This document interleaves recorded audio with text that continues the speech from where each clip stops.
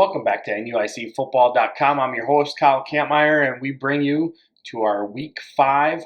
We're in the middle of the season already, and boy, do we have a lot of things really breaking down here.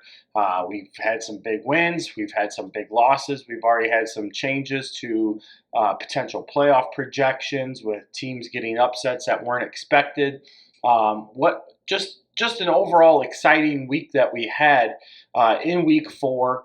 Week 3 was awesome. Week 4 was even better. And now we're going into Week 5 where it really starts to heat up. We have some teams that are looking to clinch that playoff eligibility status with their 5th win this week, while others are battling for their playoff lives still at this point. And of course, you get those teams that are entering Week 5 at 0-4, and unfortunately, it's that week where if they don't grab a win in this week, their hopes for the playoffs are dashed altogether.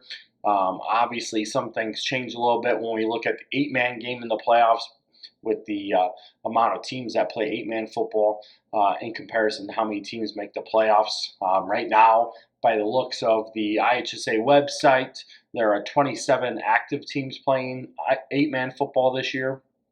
And obviously, with that, you get 16 teams that make the playoffs. So there's going to be some teams that will enter the playoffs at 4-5 as expected. And, you don't see too much of that, very rarely actually, in the 11-man game. But with the amount of teams that are able to make the playoffs in 11-man football, it really makes making the playoffs a little bit easier once you reach that 5-win plateau. So a lot of teams able to do that. Looking back at Week 4, some of the big games that we had starting in 8-man was that of number 1 Amboy and number 5 Milford-Cisna Park. The Bearcats come in, take control of the game early in the first half, and play that out to a 40-30 win over the Clippers in Amboy to stay perfect at 4-0, while also giving Amboy their first loss on the season. With that, as we enter Week 5, that bumps Milford-Cisna Park up to number 1 in our state rankings, but we'll touch on that in a little bit. Another big matchup in the 8-man game saw number 2 Milledgeville hosting number 3 Polo in the Battle of the Blacktop. Milledgeville winning that game 54-38 to improve to 3-1, while Polo drops their record to 2-2. With that, obviously Polo's 2 losses are to previous number 1 Amboy and previous number 2 Milledgeville. So we'll see where both those teams end up in our new edition of the state rankings. But with that, Polo's still one of those teams that is still very good, top level tier of the state. So, you take a look at the remainder of their schedule, they should win out the rest of the way, finishing at 7-2. But, tough loss there for Polo. They did have a 2-score lead at one point in that game. And with that, Milledgeville comes back to get the 2-score win themselves. Outside of that, it was pretty much as is expected throughout 8-man. Decatur Lutheran won 62-21 to improve to 4-0. West Central won 68-14 over Peoria Heights to move to 4-0. Hiawatha is now 4-0 with a 60-40 win over Orangeville. South Beloit beat Alden Hebron 40-20, so they're at 3-1. Pawnee also beat Martinsville, who is ranked number 10 in our 8-man state rankings, 44-12. So Pawnee now is 3-1. Ridgewood improves to 3-1 with a 44-15 win over West Prairie, and South Fork has entered our state rankings for the first time this year. They improved to 3-1 after they beat our previous number 11 ranked Blue Ridge 40-36. Taking a look at some other games across the state in Class 1A. The big one that we had was Forreston, number 6 in our Class 1A state rankings, going down to conference foe Dakota 34-28. With that win, Dakota improves to 3-1, while Forreston drops to 2-2. Forreston still very much seen as a heavy hitter in the Class 1A field, but they got a pretty tough schedule left ahead of them here as we look forward, and we'll break that down a little bit. But Forreston's definitely got their work cut out for them at this point in time, which when you took a look at the preseason, this is not where we expected Forreston to be at this point in the season, but here we are. Another big one was St. Bede getting a 34-8 win over Newman, who is ranked number 10 in our Class 2A rankings. Big win for the Bruins there. Another big game as well was that of number 5 Marquette beating number 8 Anawan Wethersfield 24-7. So Marquette improves to 4-0, while Anawan Wethersfield drops to 3-1. Central A&M improves to 3-1 with a 13-6 win over Clinton. Hope Academy is a team we haven't talked much about thus far, but they were in our rankings this past week at number 9. They improved to 4-0 with a 69-0 win over Walter Christian. They're going to have a great matchup this week with Marquette. Both of these teams were former conference foes at one point. Both of them are now independent, so it'll be interesting to see how that game really shakes out. Down in the WIVC, a big game happened between Camp Point Central and Brown County. These conference rivals both entered the game with 3-0 records, and it was CPC coming away with a 30-0 win over Brown County, giving the Hornets their first loss of the year. Tuscola gets rocked by Shelbyville 40-6 as Tuscola drops to 3-1. On the other hand, Iroquois West improves to 4-0 as they get a close win over Salt Fork 23-20. Salt Fork drops to 2-2, but still definitely a team to watch as the 1A playoffs start to shape out. The Vermilion Valley Conference is really starting to get a little bit exciting over there on the east side of the state. So it'll be interesting to see how the Storm do the rest of the way. Iroquois West doing exactly what we thought they would. In other areas, Greenfield Northwestern improves to 4-0 as they beat Calhoun 14-7, also in WIVC play. Taking a look at Class 2A. St. Teresa improves to 4-0 as expected with a 62-0 win over Meridian. Maroa Forsyth goes to 4-0.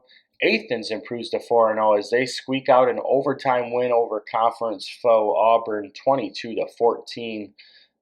Bismarck Henning doing what they're supposed to do with a 49-14 win over Moments. And pretty much the rest of the games in Class 2A went as expected, where the higher ranked team won in dominant fashion. El Paso Gridley did squeak out a 13-8 win over Deer Creek Mackinac to improve their record to 4-0. Down south, Johnston City improves to 4-0. White County improves to 4-0 with a 53-16 win over Christopher Ziegler Royalton. And a team we have not talked about much this year as well in Class 2A is Bloomington Central Catholic. They improved to 3-1 with a 42-28 win over Monticello in conference play. And in Class 3A, IC Catholic continues to dominate every team that is considered a 3A school, or higher at that matter. They beat Ridgewood 55-7 to improve to 3-1. Princeton gets a big win over Mendota 70-21 to improve to 4-0. Wilmington took on Piatone, two teams in the ICE conference.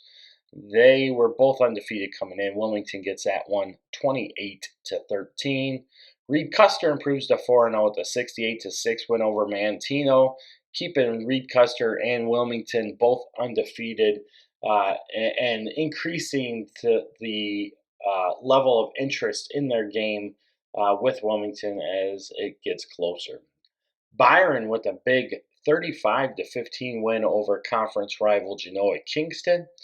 Prairie Central also gets a moves up to 4-0 with a 48-6 win over Rantoul. Williamsville with a big win over Olympia, 42-14. Montini falls to St. Lawrence, 20-14, dropping their record to 2-2. But don't close your eyes on Montini; they still have a legitimate shot of making the playoffs. Something they did not do last year. And being in Class 3A, they definitely are a team to reckon with as we get closer in that direction. Mount Carmel improves to 4-0 with a 60-6 win over Lawrenceville. Du-Pec improves to 3-1. Winners 43-0 over EPC. Paxton Buckley Loda gets a 4-0 record with a 43-6 win over Pontiac. Again, another team we haven't really talked a whole lot about, but they're sitting in a good spot right now as we hit the midway point of the season. And Eureka also moves to 4-0 with a 54-0 win over Fieldcrest. Other teams to watch are Nashville, the defending Class 2A state runner-up, is 3-1 after they beat Anna Jonesboro 48-7. Tolono Unity, last year's Class 3A runner-up, also improves to 3-1 with a 44-6 win over Paris. Taking a look at our state rankings to start off Week 5 in 8-man, Milford Cisna Park, as stated, moves to that number 1 spot. Milledgeville retains the number 2 spot with their win over Polo. Amboy drops down to number 3. West Central moves to number 4. Decatur Lutheran is up to number 5. Polo drops down to 6. Pawnee is at 7. South Beloit at number 8. Number 9 is Hiawatha, and number 10 is Ridgewood. In Class 1A, Lena Winslow still retains that top spot. CPC moves into the number 2 spot. Marquette, number 3. Fulton, with their loss to Muskegon Catholic Central, drops to number 4. Ridgeview Lexington is at number 5. St. Bede moves up to number 6. Hope Academy comes up to number 7. Iroquois West up to number 8. Central A&M is at number 9. And Gibson City Melvin Sibley number 10. And for the first time this year, a team that has not received any votes is receiving votes, and that is Dakota after their impressive win over Forreston. In Class 2A, St. Teresa still holds down that number 1 spot with Moreau Forsyth right behind them at number 2, Bismarck Henning at number 3, Athens at number 4, North Mac number 5, Rockridge 6, Tri-Valley number 7, Knoxville number 8, El Paso Gridley number 9, and moving into the top 10 for the first time this season is Shelbyville, as they are 4-0 with that big 40-6 win over Tuscola. They get into the top 10 as we hit Week 5. And last but not least, but Class 3A sees IC Catholic, the Knights still on top. Wilmington right behind them at number 2. Princeton number 3. Reed Custer at number 4. Byron number 5. Williamsville number 6. Prairie Central 7. Montini number 8. Mount Carmel number 9. And Nashville rounds out the top 10 at number 10. And in our voting area, or in our area, Du-Pec is at number 12, receiving votes to be ranked in state. So we'll take a look at some of the matchups that we have coming up in the NUIC, and we're going to break those down right now. The first game we're going to cover is Amboy at Orangeville. The Clippers enter this game 3-1, where Orangeville comes in at 0-4. Last year, Orangeville won this game 55-6 in Week 8, and then they later met up in the state semifinals, where Orangeville won that game once again to move into the state championship game. Last week, Amboy lost in a close matchup with Milford Cisna Park 40-30, and Orangeville lost 60-40 to Hiawatha. Obviously, taking a look at this game, Amboy needs a good bounce back. They lost Tucker Lindemeyer early in the game against Milford Cisna Park. It kind of changed what the Clippers did offensively in that game. But with that said, Eddie Jones did a good job filling in. there's some things that definitely did not click in the Clipper offense. When Linda Meyer went down, obviously you're taking out one of the best players in all of 8-man. With that injury. And, Amboy did a great job of trying to work through the adversity that they faced. They got things going somewhat a little too late at times, which put them in a hole. And unfortunately, it was a hole that they could not dig out of. But it'll be interesting to see if that matchup comes later down the road when the playoffs get here. Orangeville obviously struggling to get things going. Not the season we anticipated out of the Broncos. We knew that would be somewhat of a rebuild year as they lost a good plethora of players to graduation, another one to transfer.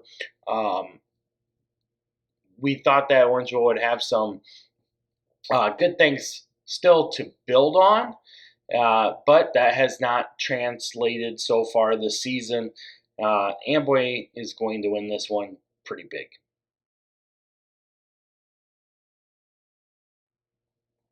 An interesting matchup here gives us Ridgewood at 3-1, taking on Aquin at Conley Field, who comes into this game 1-3.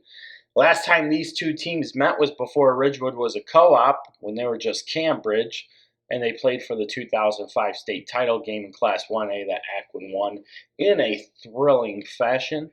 Obviously, long removed from that game, as it's been almost 20 years now, 17 years to be exact, but still pretty cool atmosphere all the way around to see these two teams playing against each other at historic Conley Field. Last week, Ridgewood beat West Prairie 44-15, and Aquin lost to River Ridge 46-42. If you remember earlier this year, week 1, Aquin had West Prairie on their schedule. It was a game that they lost in overtime 39-38. With that said, Ridgewood would definitely be the favorite in this game. Likewise, Ridgewood does find themselves ranked number 10 in our state rankings as we hit the midway point of the season, getting their way into the top 10 for the first time this year. Being 3-1, they've earned that right to be there. Their only loss was a good one to West Central. It wasn't a good loss, but it's the first time Ridgewood's played 8-man football. West Central's played it for 3 years now, so they got a lot more experience with the game itself. And with that, you start to tend to see what teams can and can't do. And, it's a good learning experience for Ridgewood. And, coming in to play Aquin, a team that just got to 8-man a season ago as well.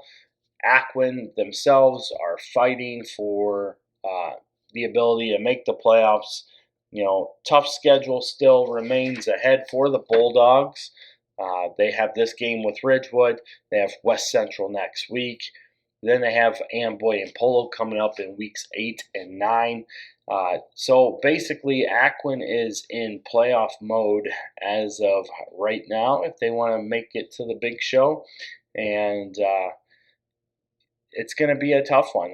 Last week's loss to River Ridge was a game that Aquin was favored in, and they lost that one 46-42.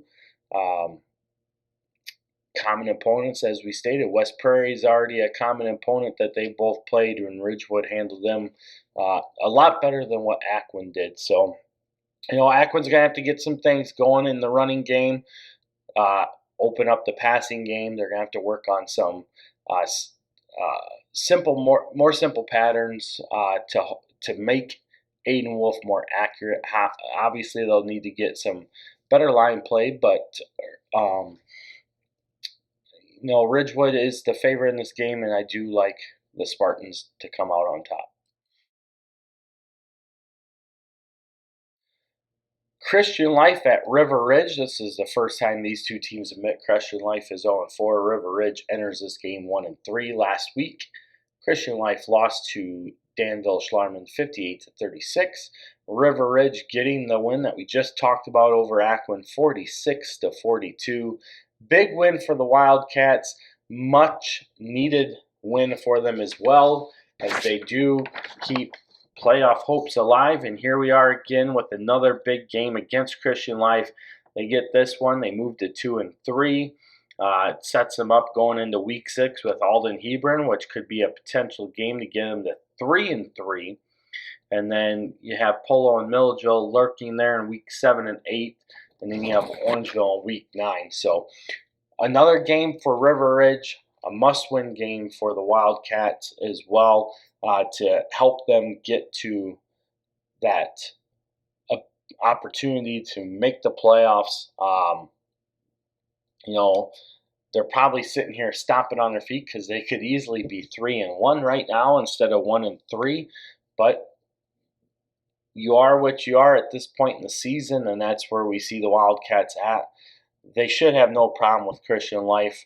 George Winters getting things going offensively for the Wildcats. Had another big game for them in that win over Aquin. Expect the same thing out of them. They just need to be able to clean some things up offensively, and then, of course, be able to tackle a little bit better defensively. But overall, the Wildcats are young. They're building on their successes, which is great to see. They're improving week to week, and here's another one that they can go out and get. I like the Wildcats in this one. Our next game takes us to Hiawatha, where the Hawks are coming in at 4-0, and they will play host to Polo, who enters this game at 2-2. Last week, Polo lost to Milledgeville 54-38. Hiawatha beat Orangeville 60-40. This is one of those games where,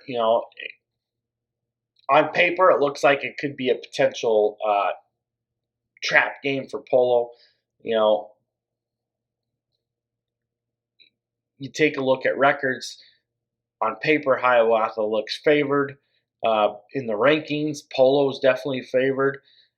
And when you actually break down what each of these teams can do, Hiawatha has done some great things offensively, but defensively is where they tend to have some struggles. Polo obviously has dominated their opponents in their 2 wins, and their 2 losses are arguably against 2 of the best teams in the state right now in Milledgeville and Amboy. And it's not like those games weren't within reach for the Marcos. They just didn't put enough together at the right times and lost both those games. And, it's one of those things where, again, you hope that as the season moves on and you continue to see improvements made throughout the season as teams start to work on what they need to get better at. Polo is one of those teams that you're going to be sitting there watching and you're going to be like, maybe they are really a top 4 team in the state. And in my personal opinion, they are definitely still a team to very much keep your interest on. They are the defending back-to-back state champs, so you can't take your eyes off the Marcos despite their record being at 2-2. A lot of people were high on Hiawatha this year because of the amount of starters that they return. They enter this game with a perfect record. But I wouldn't be surprised if Polo goes in and dominates this game.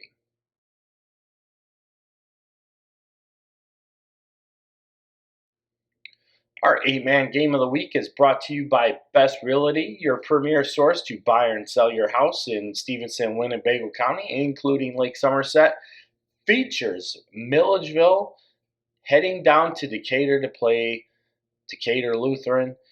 Milledgeville enters this game at 3-1. Decatur Lutheran comes in with a 4-0 mark. It's the first time these 2 teams are meeting up. Obviously, this is a big game. Milledgeville ranked number 2, Decatur Lutheran number 5. Last week, Milledgeville got that big win over then number 3 ranked Polo 54-38. Decatur Lutheran beat Flanagan Cornell Woodland 62-21. At one point in time, we did have FCW ranked in our state rankings, but since then they've fallen out of our state rankings. We've kind of seen what they've done against top tier teams, and it's not been very good for the Falcons in that regard. LSA's been dominating teams thus far, much like a lot of our top tier teams have been doing so far in the season that remain undefeated. And, now they're going to get a big one with Milledgeville. Not a must win game for either team, obviously, because both of them right now control their own destiny. But when you take a look at what Milledgeville has left, they have this one with Decatur Lutheran. Week 7, they still have another test with West Central. And then week 9, they have St. Thomas More. Obviously, St. Thomas More has already played Polo, lost 46-0. So it kind of changes our focus on what we thought St. Thomas More would be this year. However, they're still a very formidable team, still a team that we are keeping our eye on because we still feel they're one of the top 12, 13 teams in the state in 8-man. So, you don't ever want to take your eyes off of a team that you feel is in that group of leaders in the 8-man game. But, this is going to be a great test for both these clubs. Taking a look at score comparisons and things like that. You don't usually like to do that. But at the same time, it's one of the best ways to kind of forecast how you feel a game will come out. And despite the records, ranking-wise, Milledgeville is ahead of Decatur Lutheran, despite the fact that Milledgeville has that one loss. But that one loss was a 4-point loss to Amboy in a number 1 versus number 2 game. Obviously, Decatur Lutheran wants to prove their worth, but I feel that Milledgeville is still the favorite in this game. And I would say that they're probably a 2-touchdown favorite at best. So we'll see how that game shapes up, but it should be a great one down in Decatur. Moving over to our 11-man teams, the first game we're going to take in is Dakota at EPC. Dakota enters this game with a 3-1 record. EPC enters at 0-4. Last year, Dakota won this game 16-8 in Week 5, as both teams had relatively dismal seasons in 2021. Last week, Dakota gets the big win over number 8 ranked Forreston 34-28. EPC lost 43-0 to Du-Pec. This is one of those games that you could see being a trap game for Dakota as they enter this game off of a big win. So you have that theoretical high that you're coming off of, and you're playing a team that on paper you should just go in and destroy. And that's one of the things that Dakota can't do. They can't get comfortable. They can't overlook the Wildcats. Just 2 weeks ago, EPC gave Forreston a fight that they didn't think that they would be in. But you take a look at some of the other games that EPC has played in comparison to what Dakota's done in the competition they've gone up against, and they lost big to Du-Pec, which Du-Pec beat Forreston, and Dakota's beat Forreston now. You take a look at Stockton and EPC. Stockton beat EPC 26-6, so they pretty much handled it pretty good there. And then Forreston was able to pull out a 34-21 win over EPC. And then the other game EPC lost was to Lena Winslow in Week 1. And so far to date, Dakota has scored the most points on Lena Winslow. So you got to take a look at everything that we have in front of us so far for the season, and that says that Dakota definitely would be the favorite in this game. They are the favorite in this game, and Dakota, as long as they stay focused, should win this game.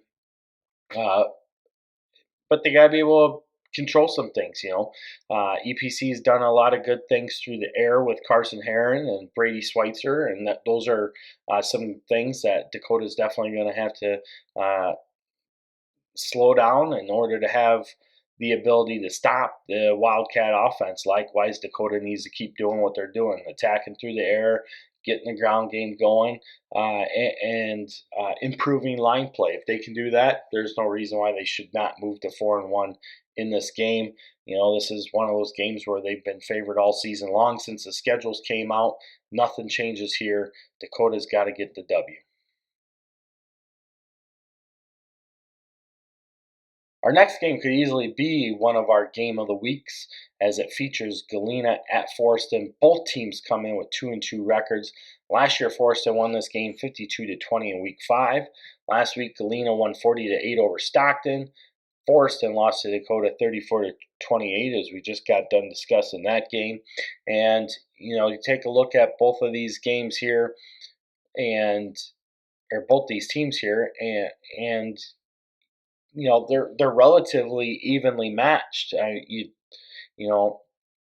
Both of them had big wins over Stockton by almost the same score, 40-8 and 44-14. Albeit Forreston did have a running clock on Stockton. I don't think Galena had the running clock on Stockton, but either way, it was in favor of both those teams pretty heavily. Galena's other win was over Madison, whereas Forreston's win came over EPC. So, and that was not a pretty win for Forreston, to say the least. And taking a look and talking with some people, Galena, despite being 2-2, a lot of people feel that they are a very formidable team. They just got to get things moving in the right direction overall. And this could be one of those games that's a big builder for the Pirates to move on. You got Forreston this week, EPC, and then you roll into Dakota and Du-Pec in Week 7 and 8. So,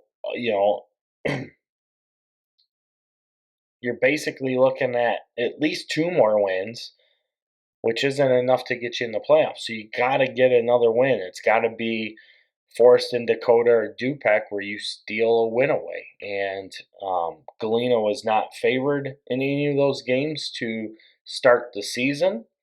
Probably the best bet would have been the matchup with Dakota, which is still coming up in Week 7. But, here we are, Week 5. You got Forreston, big game for the Pirates in this one. Forreston, on the other hand, likewise, has some big games themselves coming up. And they are now seeing themselves in a situation where they got to get their playoff hats on, because you got Galena right now, you have West Carroll, but then you have Fulton, GCMS, and Lena Winslow sitting there in Week 7, 8, and 9, and you got a 2-2 record. So that makes this week's game all the more important. Then you have West Carroll, but then you have Fulton, GCMS, and Lena Winslow, and in that run, you're going to have to pull a game out somewhere where it's not expected to be at this point in the season. Can it be done? Absolutely. We've seen Forreston do it before, but it's got to start this week with Galena. Forreston is the favorite in this game, but that score differential is only by less than a touchdown. So we'll see how this game goes about. I do like Forreston to rebound in this game. It's a great game to rebound. You're at home. Big game momentum. Should have a good crowd. I do like the Cards in this one.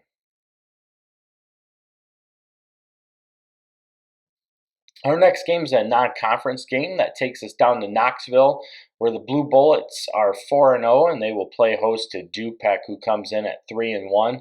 This is the first time meeting for these two teams as well. Last week, Du-Pec beat EPC 43-0. Knoxville moved to 4-0 with a 44-28 win over Monmouth United. A big game for both. Obviously, in our state rankings, the NUICfootball.com rankings, Knoxville comes in ranked number 8 in Class 2A, whereas Du-Pec comes in ranked number 12 in Class 3A. Du-Pec's lone loss is to Class 1A ranked Fulton, which was played here back in Week 3. So Good rebound win for Du-Pec last week to get back into the win column. You got to take care of business now as you start to gear up for the next push, because week 6 you have Dakota, Lena Winslow, and then Galena back to back to back. So you got a tough little gauntlet ahead of you for the defending conference champs. And with that said, this Du-Pec team isn't quite as strong as last year's team, and that's kind of expected with the amount of senior leadership and skill set that last year's Rivermen had compared to what they have this year. They have a lot of youth this year, but they still have some depth at a lot of key positions. So, it's a good thing for the Rivermen where they're at. It's something that you want to see out of them continue to develop and build upon as they're definitely making their way to the upper echelon. Pretty much already there as far as the conference goes. They've kind of painted that bullseye on their back, that target on their back, similar to what Lena Winslow has. So, with that in mind, they're one of those teams that everybody's gonna give them their best effort, because you got to take down the top teams in order to be the best teams. And Knoxville's very well aware of what the NUIC does. Coach Hubbard follows us very closely, keeps up to date with what the NUIC is doing. Very excited for this game. On top of that, their next two non-conference seasons, their games are scheduled. It looks like, from what I hear, they have Fulton on schedule. So we're going to see Knoxville at least for 2 more years after this one. So it'll be great to see. Obviously, we just saw them here in not too long back when they played Orangeville. So big game overall for both teams. I do like Du-Pec in this game. They do come in as the favorite, and taking a look at everything, the Rivermen need to get this win. So it'll be interesting to see. Knoxville, for those that don't know, are going to run a double wing offense, similar to what we see out of Lena Winslow, Forreston. Dakota's running double wing a little bit this year as well. So, offenses that we've become accustomed to seeing. Knoxville is a team that likes to run the ball, and they usually run it very well. So, and we get a good showing on, where the NUIC stands in comparison to some of the other conferences. Obviously, Knoxville coming out of the Lincoln Trail Conference, a lot of 1A schools coming out of that conference, such as Stark County and Weathersfield. Mercer County in Class 2A is coming out of that conference. So it'll be interesting to see how everything transpires in this matchup. But the Rivermen beat the Blue Bullets to improve to 4-1. Next game takes us to John O'Boyle Field in Stockton, where the Blackhawks enter at 1-3 and will play host to West Carroll at 0-4. Last year, obviously, these teams did not play due to West Carroll sitting out the varsity schedule. Last week, West Carroll lost to Lena Winslow 70-0, whereas Stockton lost to Galena 40-8. For West Carroll, this is one of those games where you're coming off of a bloodbath with Lena Winslow. You expected that to be that way due to, youth, lack of experience, playing a number 1 ranked team in state that has pretty much dominated or been dominating most of conference play for the last several years. And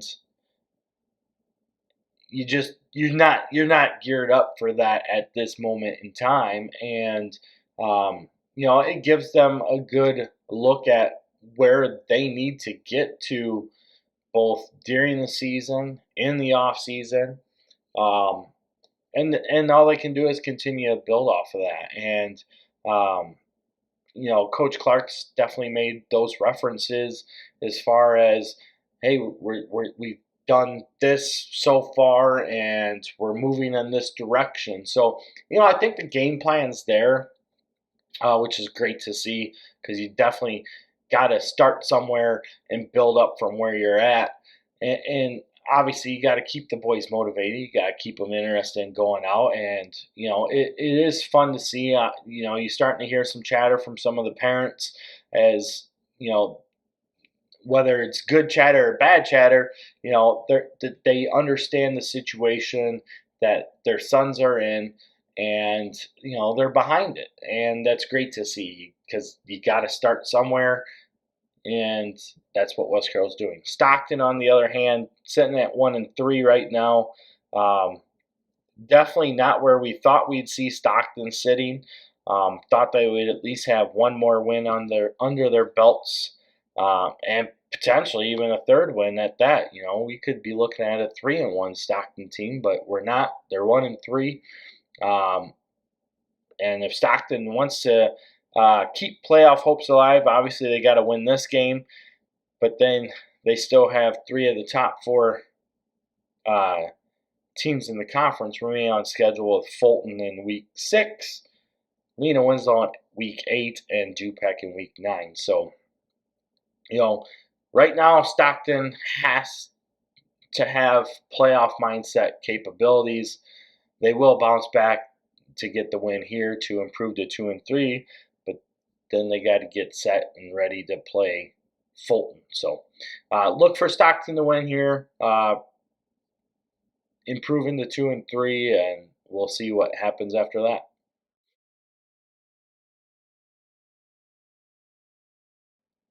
Our NUIC Game of the Week is presented by Best Realty, your premier choice to buy or sell your home in Stevenson and Winnebago County, including Lake Somerset.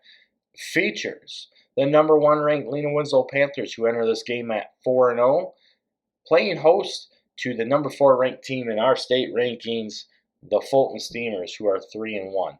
Last year, Lena Winslow won this game in week 5, 54-7. The two teams then met up in the quarterfinals, where Lena Winslow once again won that game, 54-28, on their way to their 5th state championship. Last week, Fulton lost to Muskegon Catholic Central 7-6, a score that was that way at halftime and remained the same in the second half. Fulton squandered away a late field goal attempt late in the game that could have given them a 9-7 lead, but they just could not get things going 100% offensively. They made some good adjustments defensively to slow down the Crusaders' offense, but the field position battle is definitely up for grabs most of the game, as they would basically turn the field on each other most of the game. And I'll tell you what, the Crusaders had a very, very fast defense, and that was probably a great game to have right before you take on Lena Winslow, to be honest, because you're going to see a lot of the same things out of Lena Winslow this week, with how fast their defense attacks the ball, shuts down the gap, seals off the edge, and Lena Winslow does an excellent job of eliminating running lanes, and that's what MCC did last week to Fulton as well. I mean, Fulton struggled to get the run game going. They had to get the pass game going, but that's where one of the good things about Fulton lies, is the fact that they can be multi-dimensional in a lot of facets of their game because of the ability of their playmakers. And against Lena Winslow, they're definitely going to have to do that once again. I see a lot of similarities where they're going to have to be effective in their passing game in order to help open up their running game, similar to what they did against Du-Pec, in order to really expose the Panther defense. And of course, we saw Lena Winslow give up 240 yards through the air against Dakota a few weeks ago. So if Fulton can hone in their passing abilities and be accurate on their attempts, they could expose some weaknesses in the Lena Winslow secondary that would help benefit Fulton in the long run. Likewise, Lena Winslow has to be able to continue to do what they're doing. They haven't really had much of a challenge to this point in the season. Dakota obviously probably being their best challenge thus far, and let's not forget that game was 40-8 at halftime. So despite the fact that the final score is 48-24, Lena Winslow did dominate that game. So let's be honest with ourselves here. Let's not just sit here and say, well, Dakota really played great against Lena Winslow. They barely could run the ball against Lena Winslow. They were effective passing the ball, which has helped Dakota out so far as they've moved forward to develop what they need to do in order to be where they're at currently with a 3-1 record. But Lena Winslow still, in my opinion, they started pulling starters out. They didn't have everybody out, but they were pulling and subbing already midway through the third quarter before Dakota put up their second touchdown of the game. So, again, let's be real. The game could have been a running clock. It was not, but Lena Winslow still very much the team to beat. Taking a look at this game, it's hard to say that Lena Winslow's the top team in the state, and Fulton is easily the second team or third team in the state, especially when you take a look at scoring outputs, defensive comparisons. Lena Winslow's averaging 56 points a game. If they keep that up, they are going to be the second highest scoring team in state history, provided that they get to the state championship game in Champaign this year and continue their scoring pace that they're currently on. That's what we're looking at. And, right now, the highest scoring team to ever come out of the NUIC was the 2012 Stockton team. And right now, Lena Winslow is on pace to beat their scoring record by almost 100 points. So we'll see if Lena Winslow can do that. Obviously, they are going to be entering their hardest parts of the schedule.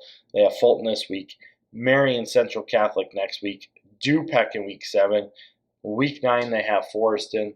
The biggest thing is for Lena Winslow, they have to, 1, take care of business. 2, not look ahead. 3, stay focused on what they have to do. 4, avoid injury. 6, make sure the bus gets there. Really, that's number 5, but 6 just sounded better. Got to have a bus driver, got to have a working bus. Make sure you show up for your game. But all jokes aside, this one's going to be big playoff atmosphere in Lena. Excited. It's going to be cool. So it's cool temperatures. So it's going to have that playoff vibe and atmosphere around it. A lot of people across the state are going to have their eyes on this game because these arguably are the top 2 teams in Class 1A at this point of the season right now. And you got a big game right now. And Lena Winslow is the favorite by about 3 scores. So we'll see if Fulton can cut that deficit down, eliminate or cut back on mistakes, and build opportunities for themselves, similar to what they did with Muskegon Catholic Central. And hopefully we have a dogfight, and it will be a great game. I think a lot of people are definitely interested to see what the Steamers can do as the Panthers look to be another runaway train on their way to another state title. So somebody's got to stop them. Lena Winslow's going to be the favorite until someone beats them. Fulton is the team people are looking at to be that team to do it. So big game here in Lena, and we'll see what happens, but I do like the Panthers in this game.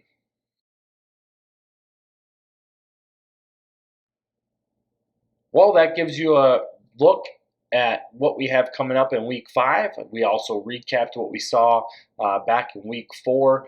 Obviously, you've heard about our state rankings already as we covered what we have moving into Week 5.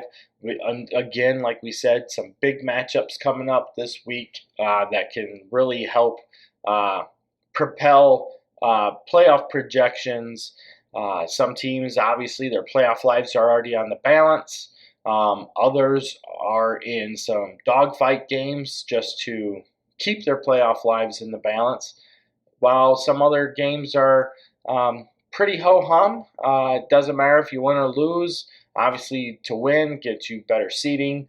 To lose doesn't really hurt you at this point in the season, but every game's important when you only got 9 to play, and playoff seeding is of high importance when it's based off of wins, especially considering the fact that IHSA told us we're going back to a 1 through 16 bracketing after they approved the 1 through 32 seeding. So we're not going to see 1 through 32 this year due to gas prices. So North bracket, South bracket, once again, wins are of the importance, especially if you want to host those home games in the later rounds. So it'll be fun. Get out to the games, root for your teams. As always, root for the NUIC.